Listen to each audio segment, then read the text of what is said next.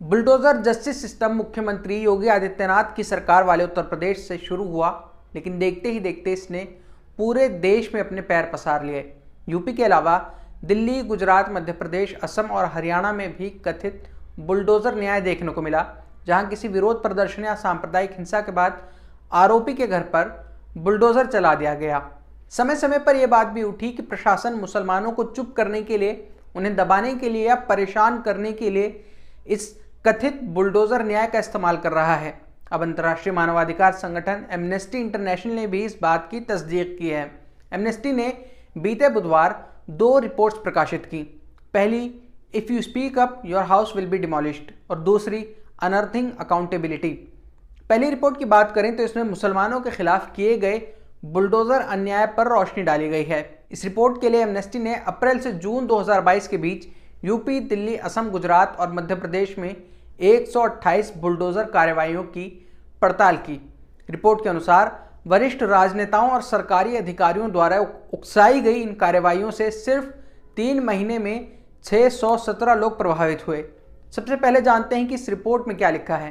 ये रिपोर्ट कहती है, भारत में बुलडोजर न्याय के रूप में लोकप्रिय दंडात्मक विध्वंस कई राज्यों के लिए एक वास्तविक नीति बन गई है, जिसका राजनेताओं और सत्तारूढ़ भाजपा के समर्थकों ने जश्न मनाया है।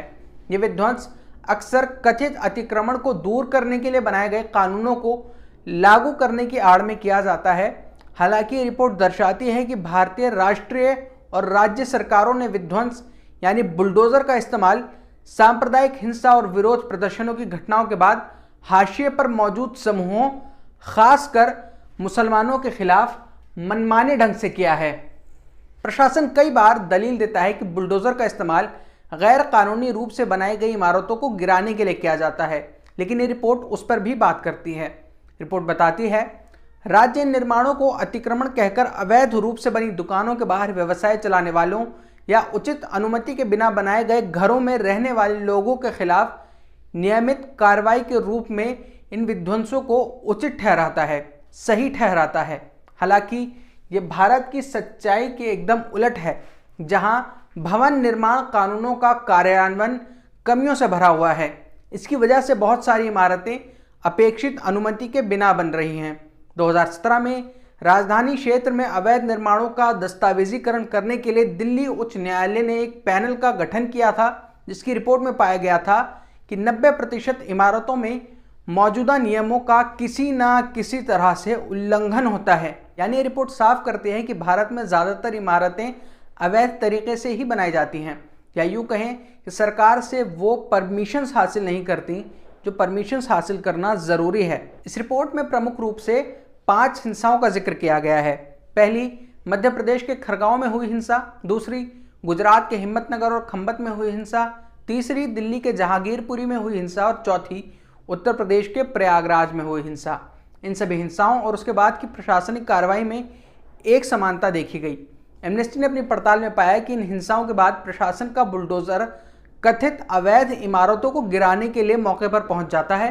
हालांकि बुलडोजर सिर्फ मुसलमानों के दुकानों और मकानों पर ही चलता है। मिसाल के तौर पर एक तस्वीर देखिए। इस तस्वीर के बीचों बीच अलीम शेख का रेस्टोरेंट है, जबकि उसके दाएं और बाएं हिंदू मालिकों की दुकानें हैं। हालांकि 10 अप्रैल 2022 को हुई खरगांव हिंसा के बाद सिर्फ अलीम शेख की दुकान को ही सड़क पर अतिक्रमण बताकर उस पर बुलडोजर चलाया गया। एमनेस्टी ने बाकी 4 राज्यों में भी यही पैटर्न देखा। इस रिपोर्ट के लिए जिन 63 ढहाई गई इमारतों का दौरा किया गया, उनमें से कुल 61 मुसलमानों की थी। रिपोर्ट में पाया गया कि इन इमारतों पर बुलडोजर चलाने से पहले या तो मालिकों को नोटिस दिया ही नहीं जाता था, या फिर इतनी देर से दिया जाता था कि वे अपने घरों को बचाने के लिए कुछ कर नहीं सकते थे। रिपोर्ट में भी पाया गया कि न सिर्फ बुलडोजर एक्शन के जरिए बल्कि दूसरे तरीकों से भी मुसलमान प्रशासन के निशाने पर रहे। मिसाल के तौर पर हिम्मतनगर में जो हिंसा हुई, उसमें पुलिस ने 30 आरोपियों के खिलाफ FIR दर्ज की, जिसमें से 29 मुसलमान थे। इसी तरह खंबत हिंसा के बाद 61 लोगों के खिलाफ नामजद FIR दर्ज हुई और सब के सब मुसलमान थे। हिम्मतनगर और खंबत की हिंसा 10 अप्रैल को रामनवमी के जुलूस के दौरान हुई थी। अगर आयोजकों ने पुलिस से इस जुलूस की इजाज़त ली थी, तो पुलिस के पास आयोजकों का और कुछ इसमें शामिल होने वाले लोगों का भी नाम होना चाहिए था, लेकिन FIR में सिर्फ मुस्लिम नाम थे। अपनी दूसरी रिपोर्ट में एमनेस्टी ने इस बात पर जोर दिया है कि किस तरह बुलडोज़र बनाने वाली कंपनी जेसीबी की मशीनों का इस्तेमाल मुसलमानों के शोषण के लिए हो रहा है। एमनेस्टी इंटरनेशनल ने पहले इस मामले को लेकर जेसीबी कंपनी को एक खत भी लिखा था। जवाब में कंपनी के प्रवक्ता ने कहा था कि वो अपनी मशीनों के इस्तेमाल के लिए जिम्मेदार नहीं हैं। हालांकि अंतर्राष्ट्रीय कानूनों के अनुसार उनकी थोड़ी जिम्मेदारी बनती है।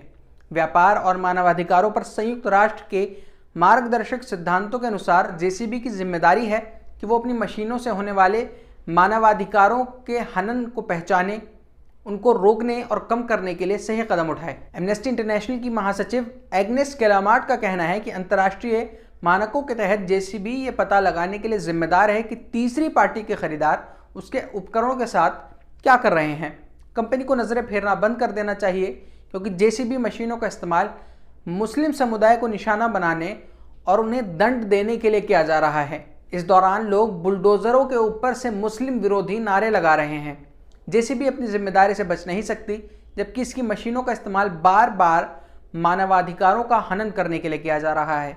एमनेस्टी ने अपनी ये रिपोर्ट्स प्रकाशित करने के साथ ही भारत सरकार और राज्य सरकारों से मांग की है कि बुलडोजर को एक्स्ट्रा जुडिशियल पनिशमेंट यानी न्याय के इतर सजा के रूप में इस्तेमाल ना करें। मानवाधिकार संगठन की ये भी मांग है कि प्रशासनिक बुलडोजर से जिस इंसान का जो नुकसान हुआ है उसकी भरपाई की जाए और अंजाम देने वालों के खिलाफ कार्रवाई की जाए।